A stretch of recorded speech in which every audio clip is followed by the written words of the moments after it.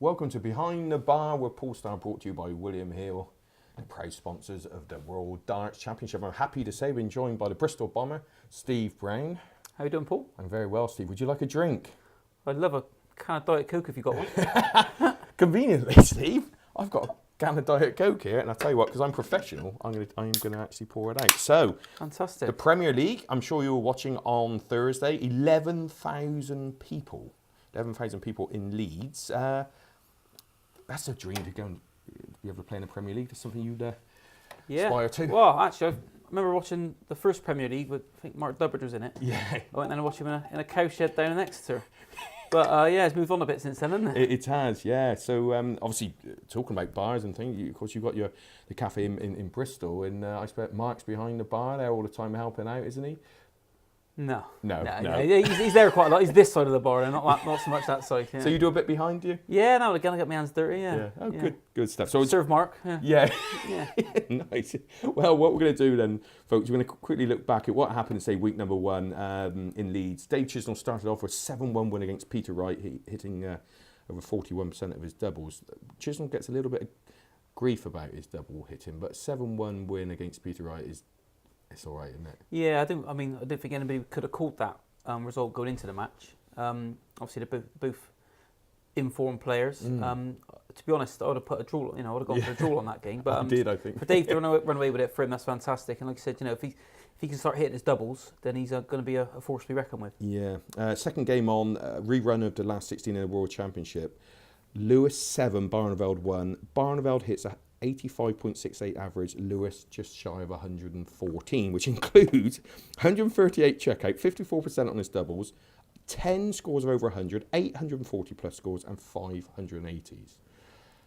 That hurts. Again, I mean that result, you can never in a million years have guessed that. No. But again, with Raymond, he's a methodical player, isn't he? But when you're playing Lewis, sometimes if he gets in his rhythm and in his rut, and then blink of an eye, the leg's over, and I think it can go 3-4 down against Lewis, and that can happen to you. Yeah, and of course that's his highest ever TV average. I mean, it must go like sometimes it just happens. You must find it something it just clicks in and everything happens. Yeah, I think Lewis is one of those players.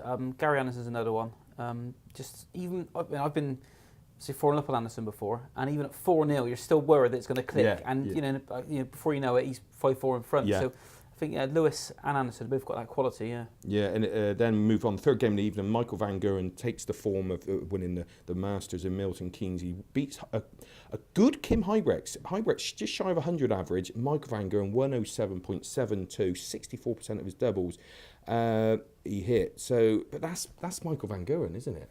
Yeah, again, I think Kim Huybrechts is going to surprise a few people. I think he's been written off by quite a lot, and from what I've seen of him in the last 12 months, I think he can 7-3 against Michael Van Geuren. I think Kim Huybrechts be disappointed with that. Yeah. And he on to the fourth game, a rerun, of course, of the World Final a few weeks ago. Anderson, a 7-5 win against Taylor. Lower average. I mean, it's not all about averages, we know, but the important thing, a psychological thing for Gary, is the fact that that's his third big win in a few months against Phil.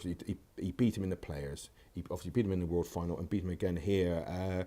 Anderson is starting to win those sort of matches that he wouldn't win a year ago, perhaps. Yeah, no, I think the turnaround for Gary, I think it's been the birth of the baby that he had, hasn't it? Yeah. For some reason, since then, he seems to have really kicked in. But it was important for Gary, I think, to win, especially after the World Championships, is to come back and hit the ground running, which obviously he's done. Yeah, I mean, extra impressive is the fact that he was riddled with man flu, and we all know how tricky that is to get over. So well done, Gary. In the final game of the evening, newcomer Stephen Bunting gets 6-4 down against Wadey, gets the draw 6-all, a topsy-turvy sort of game, but Bunting, again, a big scorer. He's good on his doubles. He's going to upset a one or two, isn't he? Yeah, I think he's a real good stage player. And I also think that some of that comes from the fact that he was so successful in the BDO.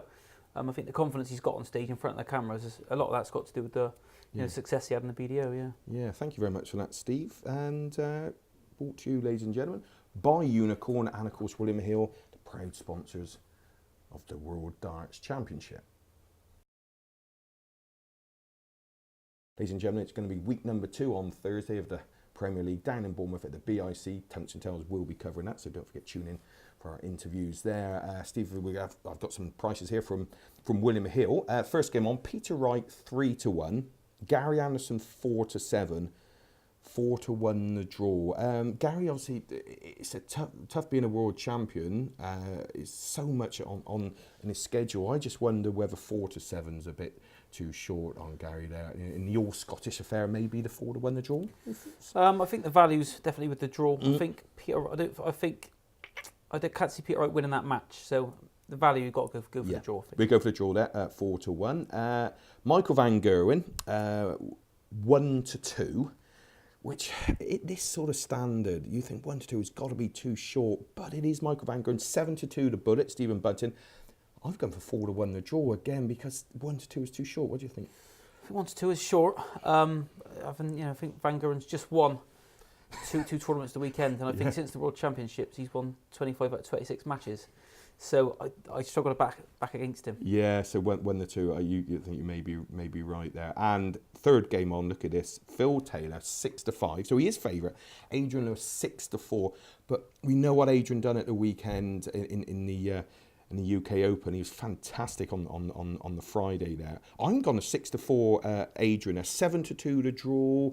Say Taylor slight favourite, 6-5. Any thoughts? I think Phil's got a lot on his plate at the moment, so I tend to probably go 7-2 to draw. You're going to go on the draw now, okay. Fourth game on, Kim Huybrechts, 7-4. Wadey, even money, 7-2 the draw. Kim Huybrechts, I think, is very capable of hitting 104, 105 averages. I'm going to go 7-4, Kim Huybrechts. I think that's a big price. It's a big price for Huybrechts. Yeah, I think Wade's coming to a bit of form as well, so he'd be confident, but I think that's a good price, 7-4. 7-4, yeah, 7-4. Kim, and our final game of the evening, William Hall, they can't separate. Chizzy and Barney, both at 11-8, 130 to draw. I'm going Chizzy 11-8. I think he's going to be on fire this week. Yourself? After the weekend, what I've seen on Sunday, I've got to go with Chiz. Yeah, we're going to go Chizzy 11-8. Okay, so there we go, ladies and gentlemen. The picks are, we're going to go for the first game on Peter Wright, Anderson, a draw 4-1. Michael Van Gerwen, I'm going for the draw at 4-1. Steve says 1-2 Michael. I don't know, can't believe I'm going to go against Michael, but there you go. Adrian at 6-4. I think maybe in the third game on. Kim Huybrechts at 7-4 and Chizzy at 11-8. And of course, that's, like we said, week number 2 of the Premier League from the Bournemouth BIC, and we'll be showing the interviews, of course, straight after on Tungsten Tells. Stephen, I quickly mention this weekend, unfortunately, you didn't qualify for European Tour number 1 in Hildesheim in Germany. Friday, Saturday and Sunday.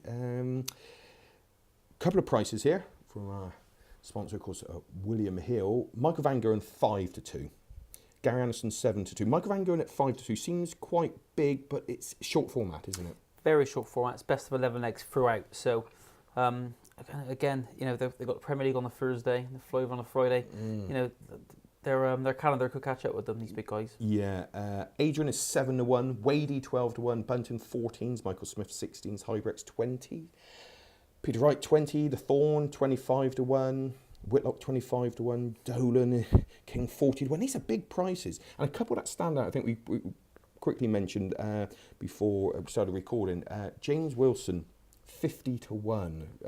That seems quite big from the BDO, ex-BDO player who came over. He's going to get the honeymoon period where the PDC players aren't too sure of him, how good he is. He was obviously former BDO number 1. So if he gets a bit of form, then I think that he could really frighten a few PDC players. So I played him actually 3 weeks ago, and I was really impressed by him. In fact, he put me off my own game. I was watching his throw.